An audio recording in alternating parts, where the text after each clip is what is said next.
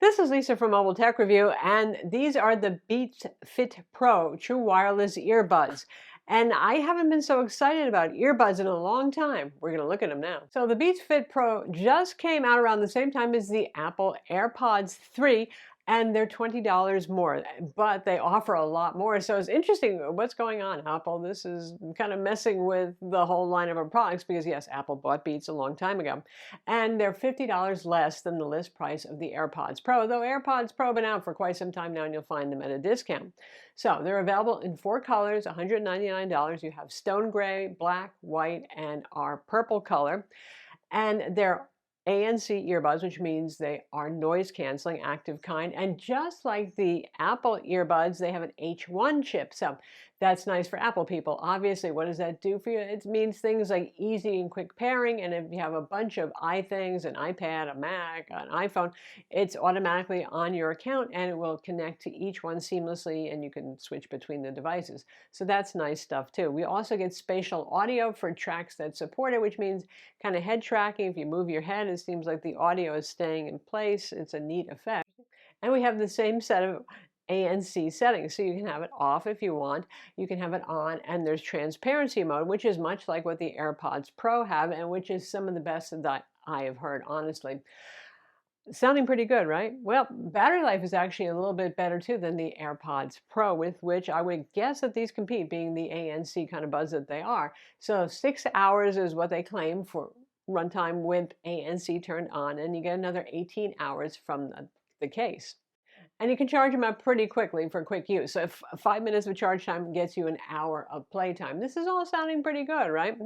So compared to the AirPods 3, which don't have any ANC, already for 20 bucks more, you're thinking, this sounds good. Not to mention you can choose from different colors. You don't get the little stems, which have become kind of the new status symbol, I suppose, whereas the Beats logo used to be. Speaking of what used to be, Beats years ago used to be those bass-heavy kind of headphones that were like, and even earbuds that they fell out of favor because of that, but that's all changed. In fact, they've become very balanced. Now, interestingly, the Beats Fit Pro are a little more bass heavy than their predecessor, but not heavy, not muddy by any means. I kind of like you're going to like that, especially if you listen to rap and rock music. Like I listened to Lil Nas X, and I was like, oh, this is nice compared to the AirPods Pro, for example, or Samsung's Galaxy Buds Pro as well. So it's nice, just a little bit of accentuation versus the completely flat and very accurate AirPods Pro and AirPods 3.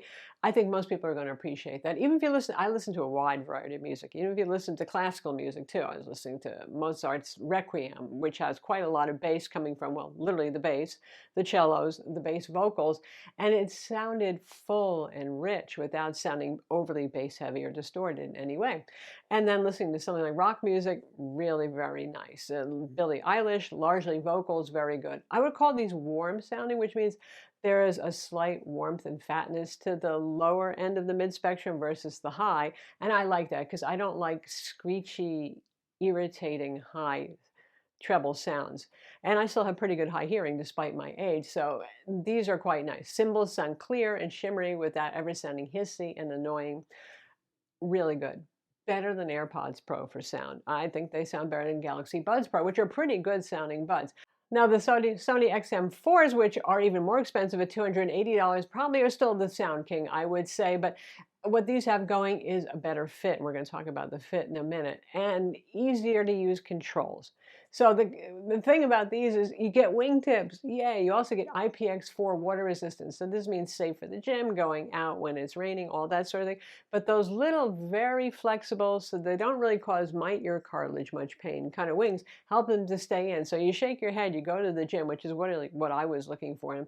They stay in. Now AirPods and AirPods Pro fit pretty well for me. I don't have many complaints with them, but they do if you do this. Or last week I was on an airplane testing them, chewing gum because, my ears pop otherwise, and my AirPods Pro kept falling out because I was chewing gum vigorously. That doesn't happen with these. When it comes to noise canceling on airplanes and public transportation, which I did get to test, very effective. Right up there, I would say, with the AirPods Pro. The transparency mode is very good on this. You will hear some ambient noise, so you're not totally startled when somebody walks up because you didn't hear their footfalls or anything like that. It's pretty much on par. It's good stuff. We talked a lot about Apple stuff, and guess what? There's also an Android app, so you're good. Obviously, you're not going to have Siri control because that would be, well, totally useless to you. When it comes to the controls, another thing I like is that each of the B buttons are clicky buttons. Capacitive buttons on earbuds drive me crazy, especially because most of them are very rounded and very slippery. So I'm always fiddling to try to adjust them, which I don't need to do with these because they stay put in my ears. And by the way, you get 3 sets of ear tips so you can adjust that sort of thing. But with these, it's a clicky button, so no accidental things happening if you're just fiddling with your buds for a minute. They have skin detection, just like the AirPods 3, so if you take them out, they know right away. So the buttons can, if you do a long press, you can switch between A and C modes. A quick press can do your track skip, the usual stuff. If you wish to have a volume assignment instead for that, you can do that. So that all works. Now, one thing I will say is the case is fine. It's cute, it's pretty, it's not slippery, which I like. I like a matte kind of pearlescent finish like this. It feels a little cheap. I mean, I guess that doesn't matter so much, and it's not like there is anything wrong with it, but it just doesn't feel premium. It has that nice click that you probably heard when you shut it, and it's a magnetic activation, but there's that.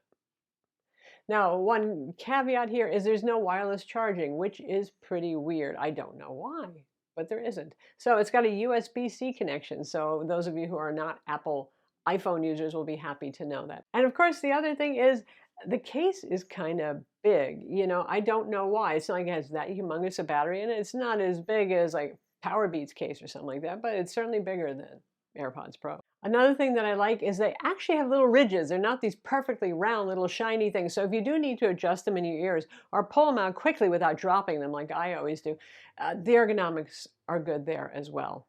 So how about call quality? This is one place where they're not quite as good as AirPods and AirPods Pro, I would say. Maybe because those do have the mic that drops down just a little bit on those stems. These are not bad at all by any means. It's fine, but I think that the AirPods Pro and the AirPods 3 sound a little bit better, particularly with rejecting ambient noise when you're talking, so people don't hear as much background noise. But again, I wouldn't call that a deal breaker. It's not like they're bad or something, and it's possible that software updates could actually improve that sort of thing. So there you have it, the Beats Fit Pro. If you're one of those people who has trouble finding earbuds that fit comfortably in your ear, that don't feel like you're overstuffing deep into your canal to get a good seal, that you need something that will stay in your ear and has just a little bit of a wingtip to help with that, and has pretty good battery life with ANC on. I mean, these are quite good. They might not be Sony's top of the line offering, but then they are $80 less. And for my money, they actually fit more comfortably too, and the controls are easier to use. I'm Lisa from Mobile Tech Review. Be sure to subscribe to our YouTube channel for more cool tech videos, and thumbs up if you like this vid.